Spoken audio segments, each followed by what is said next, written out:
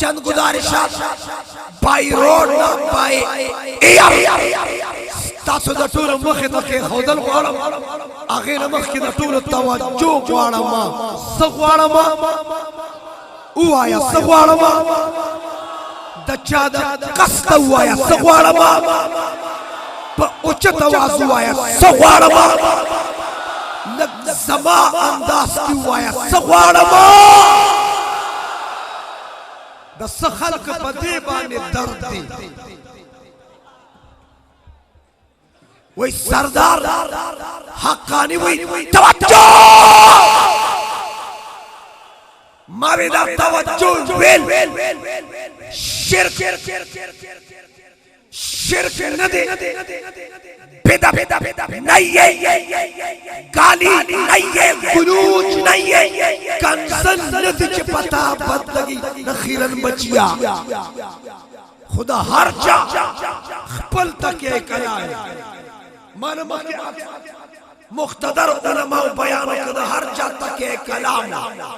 سوک کنا ہوئی سوک چدی ہوئی سوک پا بیان کے جو ہے ہوئی سوک پا کی چکم دی ہوئی دا مشران سپینگیری دی مولانا بجلیگر سے رحمت اللہ علیہ اور مولا بیجگر سے رحمت اللہ علیہ چھ بیان کو یو سو جملے کلمات دے اویل میں بیا بداغت تک کلام داو عزیزانو ندا عزیزانو مولا بیجگر سے تک کلام استاد العلماء استاد المجاہدین ڈاکٹر شیر علی شاہ المدنی رحمہ اللہ ڈاکٹر سے دیوبند ثانی دیوبند پاکستان دارالعلوم حقانیہ کوڑا خٹک کی تکے کلام داو علا کل حال